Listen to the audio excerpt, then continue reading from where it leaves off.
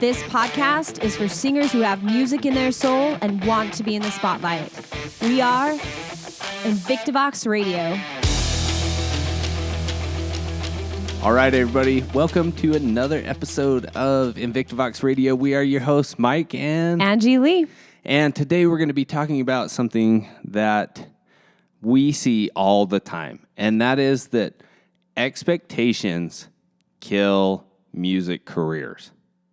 That's a really good way to say it. Right. And it's not necessarily false expectations or lofty expectations. It's just, when your expectations get out in front of you and they get out of your control a little bit, and you expect all these things to happen in a certain amount of time, but you have no perspective on when things should actually be happening, it kills people's momentum, it kills the drive, and it kills their career. Right. And so, it's not false expectations, but it's unrealistic expectations of how long things actually take to happen. Yeah. And the funny thing is, I've heard Gary Vee talk about this a lot, and he likes to talk about patience, right? You need to be patient. You need to be patient. And what he's talking about is you need to be patient with your expectations, right? Because that's going to take a long time. But one time I heard him on Impact Theory with Tom Bilyeu, and one thing, Tom hates the word patience because he doesn't think you should be patient with your actions. So it's not that he doesn't think you should be patient with your expectations, but you should be aggressive in your actions, but patient with your expectations. I love that. Yeah, because you're not waiting to move. You're moving, and you're moving aggressively, but you're understanding that even when you move aggressively and you push as hard as you can, it's going to take time. Yeah, no matter what it is. And it's funny because, again, people always look at social media or music or things in the entertainment career like, oh, you should just be able to post something on social media and all of a sudden all these people are going to respond. And so I think it's shocking when people post something and they get no engagement. No feedback. Well, and then on the flip side of that, you have the people who are like, oh, I have to pretend like I have all these followers, and they give themselves false momentum by getting a bot to go like all their stuff and give them a bunch of followers. And they're like, yeah, I've got 10,000 followers, and they're not actually true fans. And Right. That kills it too, because then they have this false idea of how much people actually like their stuff. Yeah. And then they think that they can move even more aggressively and way faster than they should be moving because they think they actually have fans when they don't. And so there's that piece of it too, where you not only are you creating this expectation that you should move faster, that it should be coming faster, you sometimes will make a misstep like that and say, okay, I'm going to get a bot. I'm going to have a bunch of followers from Singapore, and I'm magically going to be famous because everybody's going to see I have thousands of people who like me. But the problem is the second you try to sell something to those people, they're not buying anything. Right. Because they're not real fans. Yeah. And so you will make missteps. You will take things out of order. You might jump into things that are way too far out in front of where you should be because you think you're farther than you really are. Right. And I think artists are really good at creating those misconceptions for themselves. Sure. Because they see their peers who seem like they're so much further ahead, and they're like, oh, I have to catch up. Instead of just head down, focus on your own career, and go. Yeah. Right? It's this game of, oh, well, my friend who's in high school with me has like 100,000 subscribers on YouTube, so I need to do that too. And it's like, yeah, but one step at a time. Yeah, because you have no idea where those subscribers came from or anything like that, or the amount of money that they put in to build that. And to just kind of go back to the point that you were making about bots and this whole game on Instagram where it's I'm going to follow all these people and then see who follows me back, and then I'm going to unfollow the people who don't follow me back. And it's just this silly game that people play to get more followers, but they're trash metrics. Yeah. Right? And it's to boost the ego, and it's to feel, it's kind of just to fulfill that expectation of like, oh, I want all these followers and for people to like my music and what I'm doing, what I'm putting out on social media. So that way it feels good. But at the end of the day, like you were saying, it doesn't equate to anything. No, you can't actually do anything with those followers. Right. Other than just like, oh, I feel good about myself. But it's a super bad trap that people fall into. Yeah. Because again, if you're not seeing what real engagement is, then you have no idea on how to work on your stuff. Like, where are things falling short? Mm-hmm. How do you make things better to get real followers? All it is this continual cycle of, oh, I have these expectations for myself, so I'm going to get it no matter what. Right. And in the follower game too, like, it is way more important for you. It's way more beneficial, I should say, to you as in your career to have 1,000 true followers and true fans on Instagram than to have 10,000 fake ones. Like, hand over fist every single time. I'd even say that it's more important to have 1,000 true followers and fans on Instagram than it is to have 100,000 fake ones. Oh, right? 100,000 fake doesn't fans mean means anything. nothing. It's just a number, and it looks cool, but you don't actually have anything. Right, and half of those 100,000 are probably bots. Also, know, right? So it's just bots following bots. Bots following bots, and so it's this idea of false momentum. I think we could talk about that a little bit too, because I think that's what feeds into this misconception and these lofty expectations that people cannot meet. Yeah. Right, because we do these things like get fake stats and they build us this false momentum and this feeling that we're succeeding when we actually aren't. Right? And it's so easy to stumble upon that problem in so many different arenas in music. Sure. With your career, like, it's really easy for you to have a huge success in a local vocal competition, which is good, you guys. That's a really cool step. But then a lot of singers will be like, "Oh, I've made it." Yeah. And it's a killer. Yeah, because what happens is you get an ego about it and you become uncoachable. And when you become uncoachable, it's impossible for you to grow. It's impossible for you to take the next step. And so that's another one of those things where it's like, well, I won that one. I expect to win. I expect that everyone's going to think I'm incredible and that I'm going to have this huge career. Or people who go on The Voice. Yeah. Right? That's the one thing I was going to bring up. That you go on there and you're like, I've made it. Right. And then you get axed off the show and nobody remembers your name a day later. And nobody thinks about your stuff. Nobody views anything about it. You were just like fun for 10 seconds on TV. But you think that this is your big break and that, oh my gosh, my career's going to launch off of this. Yep. But even the winners of those shows don't even break most of the time. And so you have this expectation going into it that, like, this is it. Right? Yeah. I am now in this arena of elite artists and I am going to blah, blah, blah, blah, blah. And then all of a sudden it all comes crumbling down and boom, career implodes because you had this expectation that was unrealistic. And to be fair, they make you think that that's what it's going to be, right? Sure. But it's not.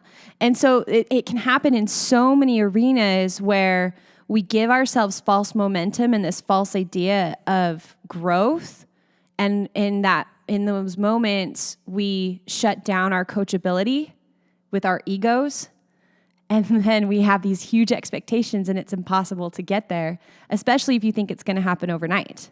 Yeah. And that's like, it's just, that doesn't happen. You cannot be famous overnight, guys. People who seem to be famous overnight, they've been putting in reps for years. Right. That's one thing that's funny about Billie Eilish, for example. People are like, oh my gosh, she's made it and she's 17, but they don't look at and see that she's been putting stuff up on SoundCloud for the last 6-7 years. Yeah. And not only that, but she and her brother were absolutely 100% obsessed with it the entire time. They didn't stop for 2 seconds to come up for air. Right. Like their house is a recording studio. Like their mom's bedroom across the hall. Like she would listen to them making music until 3 a.m. and never stop them. Like they never stopped that entire time. They were relentless. And so that's what it comes from. It's an obsession and it's just a grind, constant.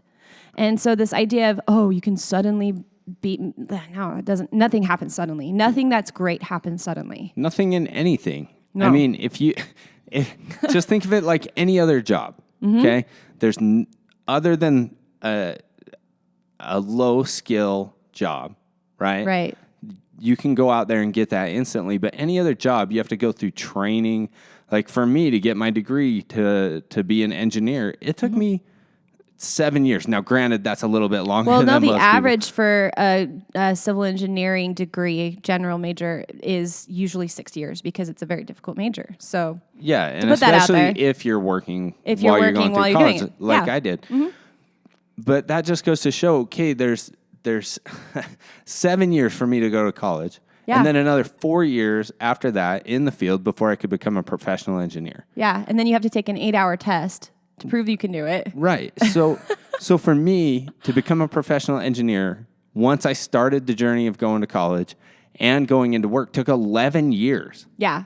So people who think, oh, I'm not a professional musician in 2 years or even 6 months. Yeah. Some people's expectations are so ludicrous that it's just, oh, I don't know why I'm not famous. I'm putting up all these songs on YouTube. And it's like, yeah, but you're not focused on getting better. Yeah. And upgrading the quality of everything that you're doing and really trying to progress. You're just taking the same motions over and over and over again and expecting that to equate to this career that's amazing, right? That all these other artists are shooting for, and you have these weird expectations that you think are just magically going to happen. But I think that comes from the fact that you don't see the grind from successful artists. Right. And we're starting to see that more now because people are starting to be more transparent and tell their stories more. And I think it's coming in with this new wave of independent artists because people can take their careers into their own hands now and not have to depend on labels. And so they're being a lot more open about this journey and how they've done it. And so we're starting to see some transparency with that. But the problem is that most of the time you just see successful artists and you just assume that it should be easy to do it or that it shouldn't take very long to do it. Oh, she's 17. Well, I'm 16, so I should be able to do it by the time I'm 17. Right. It's like, no. You're just barely starting, so give yourself 7 more years. Yeah. Like that doesn't mean it. So it's just having real expectations. But to be fair, like I said, we haven't actually seen what that means because all we usually see is the finished product. Right. And so it's time to start really looking into some of your favorite artists and see how much time they're putting into their craft before things are actually hitting. And you do have those freak things happen every once in a while. Sure. That are definitely not the norm though. Right. They just happen to hit at the right time and it just works. And that does happen, but that is the exception. It's not the norm. Right. And like you said, in those situations, so much of it is based on timing. Right. Right. Like It's so many things within that timing, right? Like what's happening culturally, what's happening in the music industry, what's happening in that person's town. Like it could be so many things that play into that. Absolutely. Being in the right place at the right time. There's all that. Yeah.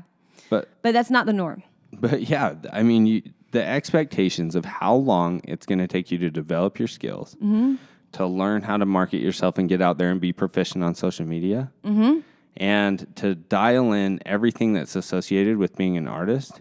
And your messaging and your brand and all of that. And the money that you're going to have to spend to do it. Yes. Because again, with any other career, right? Like if you're going for a high level career, you're going to go to college. You're going to spend, $50,000 or more on college to get to where you want to go. Yeah. Now, granted, I think nowadays you can certainly do private education in a lot of cases for cheaper than that. But still, you got to think this is a major financial commitment, a major time commitment, and you got to be like mentally solid so that way as you're putting things out there and you're not getting the results you want, you don't let it beat you down. You don't let it make you quit, but you buckle down. You get really observational about what you're doing, and you try and work on it and get it to be better and better and better. And this continual progression. And you have to honestly look at yourself and see, okay, this is not progressing the way I want to go. I need to learn more in this area. So what courses, classes, mentors can I get involved with to and be able invest to in speed yourself. that up? Yeah. Just invest in yourself. Yeah. I think that's the other problem is a lot of people think that they have to take the starving artist route. And just, there is some truth to that because, music doesn't always pay the bills, unfortunately. Right. But you don't actually have to starve. Like you can still have an okay job on the side to pay your bills so that you can be stress-free and create music. Sure. while you're building that up, and understanding that that's going to take time. It's just going to take time. And if you can be patient and have realistic expectations with how long this is going to take, then you really have a shot at having an effective music career. And when I say career, I don't mean that you have to be an A-list artist. I mean that you can pay your bills by making music. Sure. Right? You have a career in music. And so it just takes time and time and time, just like anything else. Just like I think you summed that up beautifully. So invest in yourself, have realistic expectations, and be patient. And really, I think the best expectations to have are to just keep doing it because you love it, and eventually you'll break. Yeah, with that focus, yeah. What was it at the beginning? You said, be patient with how long it's going to take. With your expectations. And aggressive with your actions. Aggressive with your actions. I think that's it. I think, I would say that that's the winning combination if you can keep the mental fortitude to be in it for the long haul, because it's not a short game. Mm-hmm. And as long as you know it's a marathon and you can buckle up, it's go time. Absolutely. So for all you guys who are watching on YouTube, please post in the comments below, where are your expectations unrealistic? Where do you feel like you're falling short because you just are too far ahead in your mind and not allowing things to go because you love it? And instead you have this unrealistic expectation of how things are supposed to be. And if you're listening on any other platform, go to your journal and write it down. Yep. Because that's always what we tell our people to do is go write these things down. Start to answer these questions, because that's where you're going to find the value, and that's where you're going to get better and better. Yep. All right, guys. Well, share this podcast, like, subscribe, tell your friends about it. Let's share the love. And until next time, peace.